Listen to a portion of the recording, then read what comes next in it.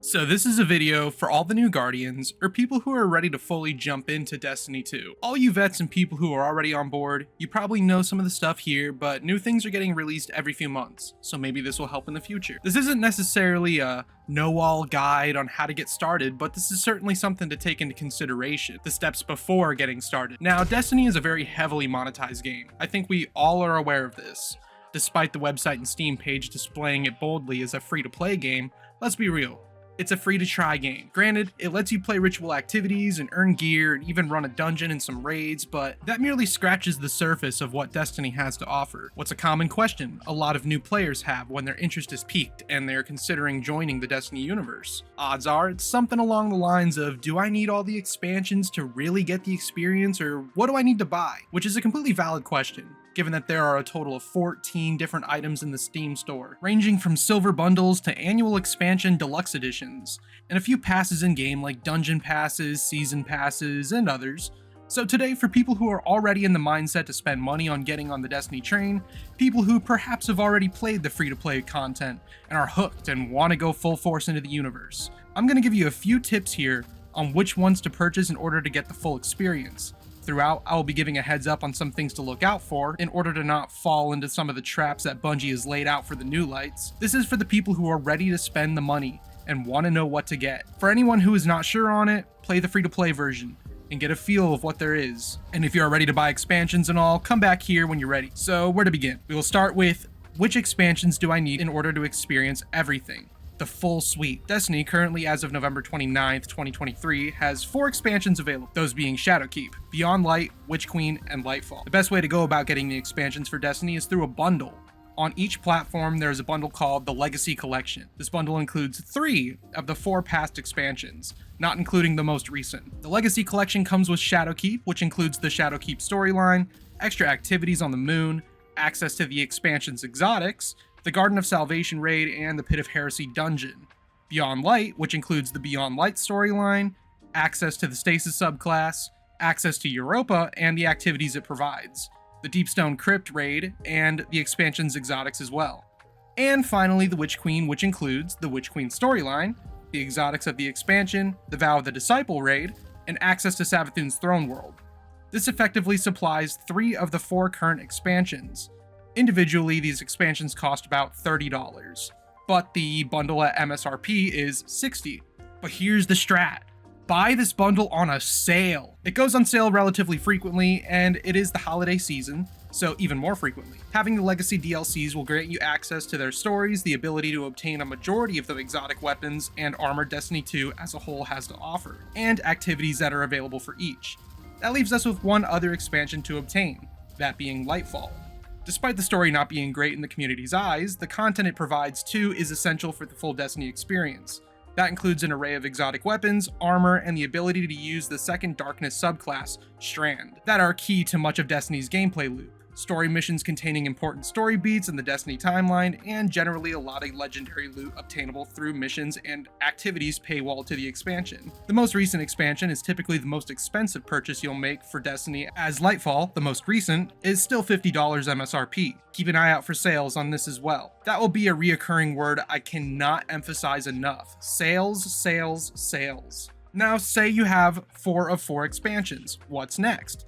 Next on the priority list comes the Season Pass, for whichever season is currently in session. Seasons are going to be the most up-to-date content the game provides, what effectively brings the live service to the live service game. With the most current story beats, seasonal weapons, and seasonal activities, post-completion of each expansion's story missions, the seasonal content is what will be the most engaged with, most prevalent content in the game's world. So let's go a little deeper on this on how to purchase the Season Pass.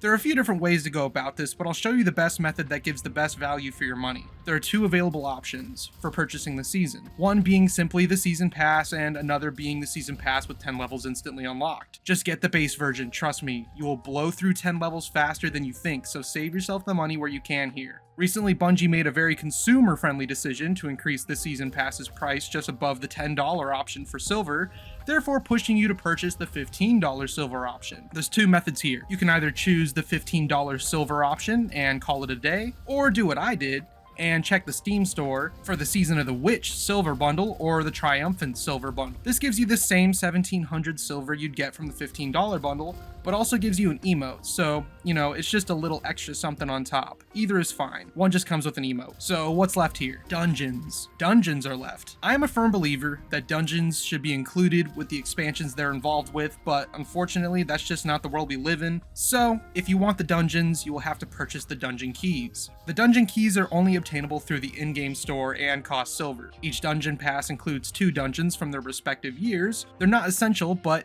if you want the full experience, that is a purchase to be made. Finally, we have perhaps one of the most controversial pieces of content, the Forsaken pack. This includes 20 exotics from the Forsaken expansion, the Shattered Throne dungeon, and the Last Wish raid.